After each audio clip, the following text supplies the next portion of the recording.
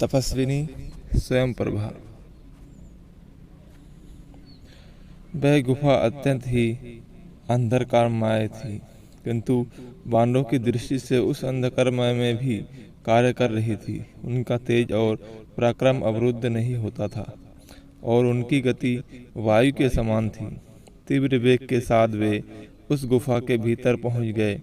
भीतर पहुंचकर उन्होंने देखा कि वह स्थान अत्यंत उत्तम, प्रकाशमान और मनोहर था।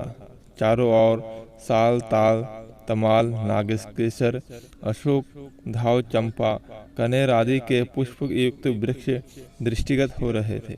वे सभी वृक्ष सुवर्णमय थे। उनमें अग्नि के समान प्रभा निकल रही थी और उनके फल फूल भी सुनहरे रंगों के थे।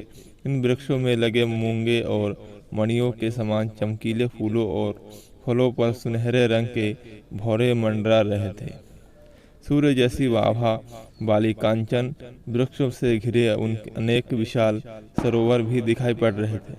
स्वर्णित और सुनहरे मत्स्य शोभा पा रहे थे। उन्होंने वहां पर सोने और चांदी से बने हुए बहुत सारे भवन भी देखे, जिनकी खिड़कियां मोतियों की जालियां से ढकी हुई थी।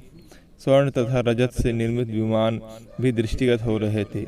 वहां रखे हुए अनेक पात्रों में सोने, चांदी और कांसे के ढेर भरे हुए थे। बहुमूल्य सावरियां, सरस मधु, महामूल्य दिव्य वस्त्रों के ढेर, विचित्र कंबल एवं कालीने, मृग चर्मों के समूह आदि भी जहां तहां रखे हुए थे। कुछ दूर जाने पर उन्होंने बक्कल और काले रंग का मृग चर्म धारण किए तपस्या के तेज में दमक रहा था। परम बुद्धिमान हनुमान जी ने उस तपस्विनी के पास जाकर हाथ जोड़कर कहा, देवी, आप कौन हैं? यह गुफा, ये भवन तथा ये रत्नादि किसके हैं? हे देवी, हम लोग भूख, प्यास और थकावट से व्याकुल होकर जल मिलने की आशा से इस गुफा में चले आए हैं, किंतु यहाँ के अद्भुत पदार्थों को देखकर हमारी विवेक शक्ति लुप्त प्राय हो गई है। यह सब आपकी तपस्या के प्रभाव से हुआ है या यह कोई आसुरी माया है? तपस्विनी ने यह कहा कि तुम सब पहले भोजन ग्रहण कर लो। उन सभी को शुद्ध भोजन, फल मूल आदि दिया। फिर भोजन से तृप्त हुए वानरों से तपस्विनी ने कहा, वानर श्रेष्ठ, इस दिव्य सुवर्णमय उत्तम भवन को दानव शिरोमणि के विश्वकर्मा मायासुर ने बनाया है।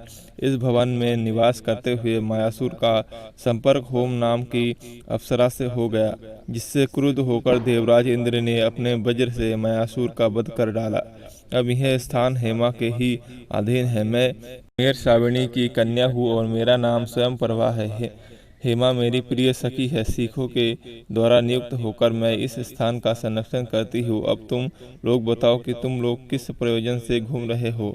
पवन कुमार हनुमान जी बोले, देवी, पिता की आज्ञा से दशरथ नंदन श्री राम अपनी पत्नी सीता और अनुज लक्ष्मण के साथ दंडरकाय में निवास कर रहे थे। जनस्थान में आकर रावण ने उनकी स्त्री का बलपूर्वक अपहरण कर लिया। श्री राम वानरराज सुग्रीव के मित्र है। हम लोग अपने राजा सुग्रीव की आज्ञा से जानकी की खोज कर रहे हैं। हमें इस गुफा से बाहर निकलने का कोई मार्ग नहीं दिख रहा है, अतः आप हमें यहाँ से बाहर निकलने की कृपा करें ताकि हम अपने कर्तव्य को पूर्ण कर सकें। तपस्विनी स्वयं प्रभा ने कहा, श्रेष्ठ वानरों, यद्यपि इस स्थान में आ जाने वाला जीवन भर यहाँ से बाहर नहीं निकल सकता, किंतु मैं अपने तप के प्रभाव से तुम सबको यहाँ से बाहर निकाल दूंगी। तुम सभी अपनी आंखें बंद कर लो। वानरों के आंखें मूंदते ही स्वयं प्रभा ने निशी मात्र से उन्हें गुफा से बाहर निकालकर कहा, अब तुम अपनी आंखें खोल लो। यह देखो, तुम्हारे समक्ष महासागर लहरा रहा है। तुम्हारा कल्याण हो। इतना कहकर तपस्विनी स्वयं प्रभा अपने स्थान से में वापस चली गई।